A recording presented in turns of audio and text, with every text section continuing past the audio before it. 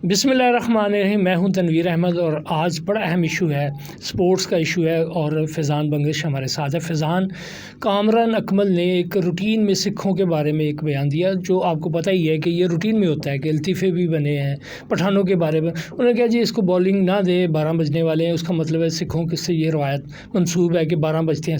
उस पर हरभजन सिंह ने एक बड़ा बेहुदा बयान दिया, बेहूदगी की इंतहा को छुआ।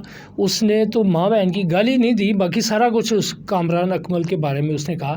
तो ये हरभजन सिंह का तो माजी तो खुद दागदार है, वो कौन सा बहुत ज़्यादा सिख मजहबी किस्म का सिख है। यही बात है जनाब। पहले तो मैं बात कर दूं कि जो कामरान अकमल ने कहा ना, उस पर पूरी पाकिस्तानी कौम ने कामरान अकमल को ट्रोल किया। इंडियन मीडिया का तो ट्रोलिंग का एजेंडा होता है, क्योंकि वो कामरान अकमल को ट्रोल कर इसलिए रहे हैं कि उन्होंने कामरान अकमल के कंधे पे बंदूक रखे। बेसिकली पाकिस्तान के अंदर ये एक बयानिया बनाना है कि सिखों का मजाक उड़ाया जाता है। अब बात करते हैं कामरान अकमल क्या कहा था अर्शदीप सिंह के बारे में। वो 12 बजे वाली बात की थी। हरभजन सिंह, अंदाज़ा लगाएं कि जवाब देने कौन आ रहा है। हरभजन सिंह यानी एक कम्युनिटी में चलें, मैं कहता हूँ कि गुरुद्वारा प्रबंधक कमेटी पाकिस्तान की और इंडिया की, इनमें से कोई भी आ जाए, कामरान अकमल के बयान की सबने ही मजम्मत की। जबकि हरभजन सिंह जैसा बंदा, कोई बंदा इसका माजी देखे कि बयान कौन दे रहा है। देखें, मैं हमेशा कहता हूँ कि सिख जो है ना वो बड़ी गैरतमंद कौम है। हरभजन उस कैटेगरी में फॉल नहीं करता। मैं दलील से बात करता हूँ। लिबरल सा सिख है। नहीं सर, लिबरल होना तो बड़ी अच्छी बात होती है। बात कुछ और कर रहा हूँ। लिबरल का वर्ड तो आप हज़फ ही कर देना यहाँ से। वो तो 2008 में यही हरभजन सिंह, मैं कह रहा हूँ कि कामरान अकमल के बयान पे सिर्फ माइलेज लेने के लिए, नंबर टांगने के लिए ये जनाब मीडिया पे आ गए। 2008 में इस हरभजन सिंह ने अपनी पग उतार दी थी मॉडलिंग के लिए। और हुआ क्या था कि 2008 में पैसों की खातिर, आपको पता है कि सिख कम्युनिटी में कितनी ज़्यादा अहमियत है पग की हमारे सिख भाइयों के लिए।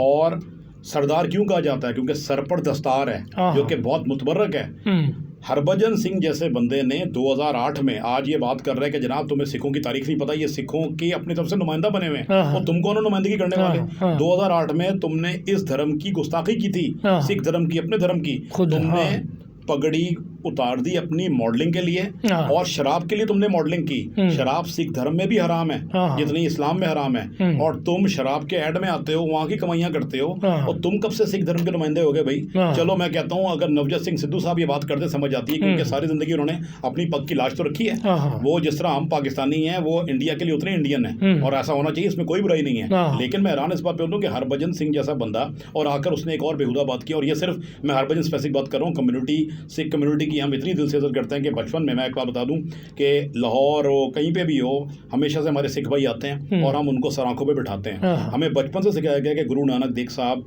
कितने बाइज्जत, उनकी ज़ात है, उनकी हमेशा इज्जत करनी। ननकाना जो उनसे मंसूब है उसको हमेशा ननकाना साहब कहते हैं। बिल्कुल, वो हमारे लिए साहब है, हमारे लिए मुतबर्रक है वो। हम उसकी इतनी इज्जत करते हैं उस शहर की। ननकाना को ननकाना साहब हमें पढ़ाया जाता है कि ये कहना है। तो कमाल की बात होती है कि हरभजन सिंह और पीछे जो इंडियन मीडिया, हरभजन सिंह ने एक बात ये भी कह दी कि तुम्हारी माओ और बहनों की जो हिफाजत, इज्जतें हैं वो सिखों ने बचाई हैं। अच्छा, ये बात तो मैं कम्युनिटी के लिए नहीं कर रहा, ये मैं सिर्फ कर रहा हूँ हरभजन सिंह के लिए। हरभजन सिंह साहब, आप हमारी माँ बहनों की इज्जतों की फिक्र ना करें, वो अल्लाह बचाने वाला है और फिर हम भी रखवा लें।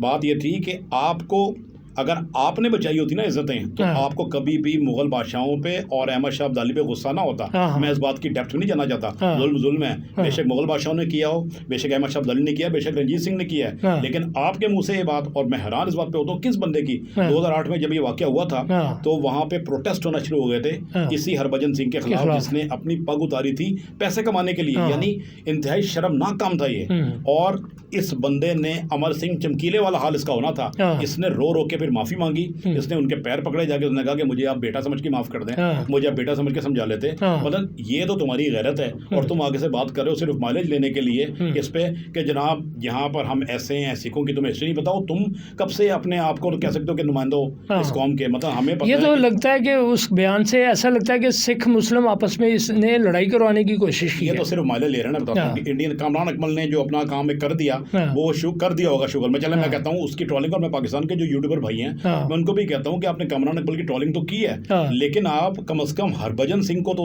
उसको आईना दिखाएं कि उसकी हाँ। अपनी औकात क्या है। हाँ। यानी जिसने अपने दीन के साथ, अपने धर्म के साथ इतना बड़ा आप कहते हैं गुस्ताखी की, और वो बंदा आज आके जनाब जी सिर्फ माइलेज लेने के लिए, क्योंकि कल क्या होगा, अब कैरियर तो खत्म हो गया। अच्छा अंदाजा लगाएं कि लाहौर बड़ा मुकद्दस स्थान है हमारे सिख भाइयों के लिए, लेकिन ये हरभजन सिंह को जब से आफरीदी ने 4 छक्के मारे थे लाहौर में, लगातार छक्के, मुझे लगता है दिमागी तवाज़ुन उल्ट हो गया इनका, मैं बता रहा हूँ। अच्छा ये वो बंदे हैं कि जो इस मुकद्दस स्थान पे आके भी जिल्लत ही उठाई, जलालत ही उठाई। यहाँ पे लोग आके इज्जत कमाते हैं, वो जलालत ही कमा के गए। क्या हुआ था सर? यहाँ पे 4 छक्के पड़े आफरीदी ने मारे लाहौर टेस्ट में लगातार, वर्ल्ड रिकॉर्ड बन गया कि पहली 4 बॉलों पे 4 छक्के लगातार। फिर दूसरा फिर क्या हुआ पता नहीं, उनका दिमाग उल्ट गया। हमेशा कंट्रोवर्सी में ये बंदा पड़ता है, वहाँ पे अपने खिलाड़ी को, अपनी टीम के खिलाड़ी को, उसका नाम था सिशांत, जो उनके साथ खेला हुआ है, उसको थप्पड़ मार दिया।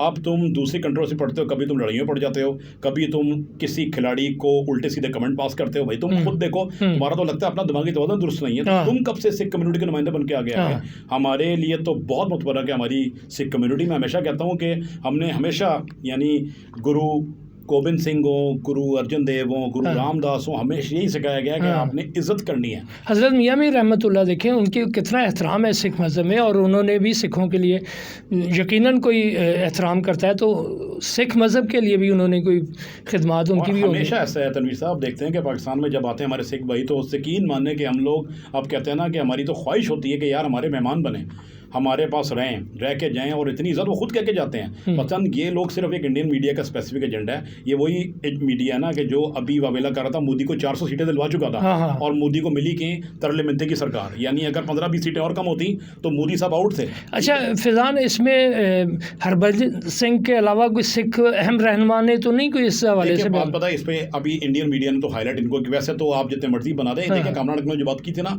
इससे ज्यादा इंडिया की बॉलीवुड की फिल्मों में मजाक उड़ाया जाता है हमारे सिख सिख उड़ाया जाता है। हम पंजाबी फिल्मों में उड़ाया जाता है, बॉलीवुड मूवीज देखते हैं, इससे उड़ाया जाता है। और यहाँ पठानों के साथ भी जोक होते हैं। आकिब जावेद का मैं प्रोग्राम याद है, एक टीवी पे उन्होंने किया, उन्होंने कहा कि वहाँ पे हम पेशावर मैच खेल रहे थे, शायद अफरीदी वहाँ पे पठानों में इतना पॉपुलर था कि हर तरफ ग्राउंड में पठान ही पठान, ना बंदा ना बंदे की साथ, इसको लोगों ने एंजॉय किया। यानी पठान को बंदा नहीं समझते, दिल दिखाएंगे। और पहली बात है, चलें कोई क्रेडिबल